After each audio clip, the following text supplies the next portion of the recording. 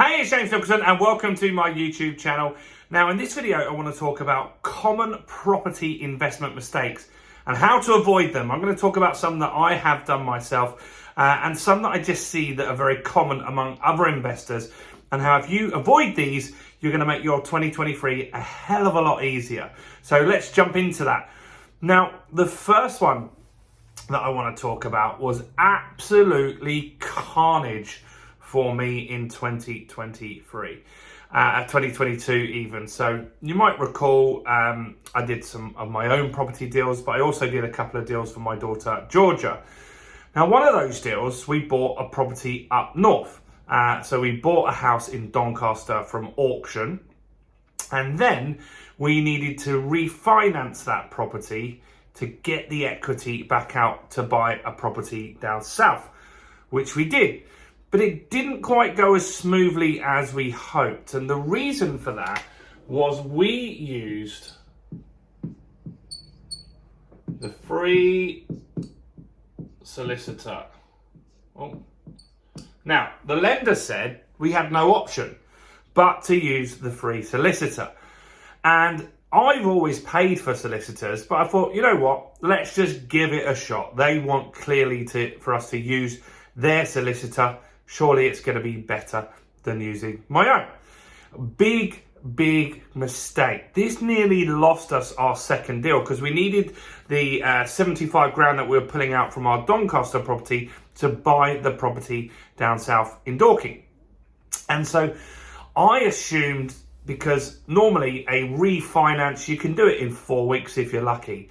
This took months and months to do. It took a hell of a lot of calls and it just was going nowhere. So I started Googling this solicitor that I think it was Virgin Money gave us, and there were thousands of bad reviews, like thousands and thousands and thousands, tens of negative reviews were getting added every single day. So if you think about that, there was a hell of a lot more. Sometimes I would call these guys for 4 hours just to get them to answer my query. And the problem was you just got an administrator who wasn't the actual solicitor, and they did this weird thing, which seemed to happen a lot in the comments, where they pretended they couldn't hear you and then they put the phone down on you. Now that was really hard to unravel, because even then when I was willing to pay, it was really complicated to then get my solicitor to take over, because I needed to liaise with this guy and fire them, but they didn't answer the phone. Now, that was a false economy and caused me a hell of a lot of problems, guys. So don't use the free solicitor. Always pay for a solicitor. You will get way better results. And when you're trying to get things moving, particularly if there's a chain or you're going to get a new deal off the back of this, you need this to be running really smoothly for you. So don't use the free solicitor is the first thing that I wouldn't do. Next is self-management. Now, I don't do this, but a lot of people do, because they want to cut corners initially. And so if you're a property investor, your main role is to go out to be going out there and finding new deals. That's how you're going to make more money. The deals are what make you money. If you're sitting there managing, chasing tenants, checking all of that stuff, it's really difficult to get it done. It slows you down and it just gives you stuff to do in the day that isn't going to help move your business forward anymore. And so for the sake of 10% management fee, go and get an estate agent to run your lettings for you. By doing that, you're going to free up a ton of time, but more importantly, it takes out the awkward stuff. Like if the tenant doesn't pay, it takes out that sort of stuff. It also has stuff that is hard for you to do, like taking references. Can be a difficult thing because you don't have the correct procedures in place. You don't necessarily have access to Rightmove and Zoopla and all these other platforms. It really is way better to get an estate agent to manage your stuff. Please don't be cheap and do that. Now, another thing that you need to make sure you do is do your due diligence on all properties. Now, where I see people actually skip this is often at auctions. They just get excited, they bid an auction, they haven't read the legal pack. It's there for you, but you need to get somebody else that really understands that stuff to look at it for you as well. So if you're serious about bidding a property in an auction, pay a solicitor 100 quid to look over that for you. Because if you do that, they will pick up on little things that could really cause you problems when completing that purchase. And if you don't, potentially you could lose yourself tens of thousands of pounds. There might be restrictions on doing certain things, like for example renting the property, or there could be a tenant that you can't get out. There's various different things that you need to have that due diligence done, and you need to make sure it's done correctly. So if you're going to go to an auction, get a solicitor to check that stuff for you. That's very, very, very important. Look, we're halfway through this list now, so very quickly while you're here, do quickly give me a like on this video.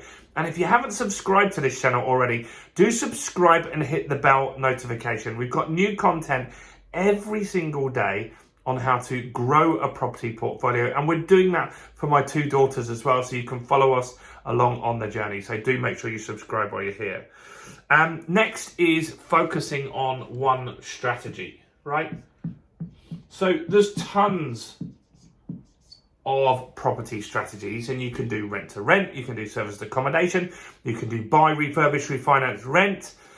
There's tons of different strategies, but you should be focused on just one. Now, you will come across deals that are perfect for serviced accommodation, and maybe you're not doing that. Maybe you're doing HMOs. So in that instance, it's best to package that deal up and sell it to someone that is doing serviced accommodation. Let them take on that deal because they're an expert at what they do. You'll get funded by doing that because they're going to buy that deal off you, and then you can focus on your main core strategy.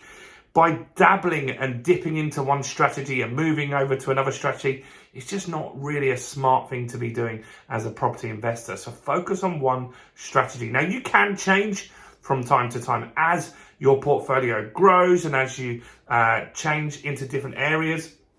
We've done that, but keep that for a prolonged period of time. Like now, we are focused on HMOs. That's what we're currently looking for, is HMOs in the market. Landlords that are looking to sell HMOs or HMO portfolios, that's where we're working on right now. So keep an eye out for that. Next is make sure you've got ways to exit every deal that you have, right? Because you might take a deal on. Say, for example, you bought from auction and you were banking on getting planning permission to build an extension to make that property deal work, and then you didn't get that. What are you going to do then? So you've got to look at what else could you potentially do then. Could you turn it into serviced accommodation or an HMO? Could it still work as a normal buy-to-let? I don't know. You need to know that stuff. If you buy something on a bridging loan, what happens if you can't get onto a mortgage then? Have you got backup investors or other bridging loans that you can move that debt onto? Because if you don't, then you potentially could lose that property. And that's very, very important that you have other ways to get your deal done and completed. Because if you don't, that's when you get really, really sticky situations, which none of us want to get into, do we? And so these are the main 5 things that I think you should avoid this year. Number 1, I mean, that free solicitor thing for me in 2022 was a disaster. So many hours wasted. I used to just come into the office, put the call onto these guys and just leave it on the side and crack on with my day. And then eventually they'd answer by lunchtime if I was lucky. Self-managing sounds like a great idea, doesn't it? Because you save money, but it's not. It's a false economy. You need to get the right people to manage your property, to chase any arrears that you get, to get a good tenant in the first place, to reference that person. That's important. Due diligence is important on all deals. You need to be looking for anything that's not right with that deal. That's very important. That's a really important strategy, that you pick a strategy and stick with it, right? Don't dabble each month moving from strategy to strategy. Follow it through, because you'll get really good results doing that. And find a way to exit all your deals that you've got that security. If it doesn't work out, you can move it on. That's it. Do check out all the other content on the channel. Do comment below, like the video, subscribe, and I'll see you in this video right here. Bye for now.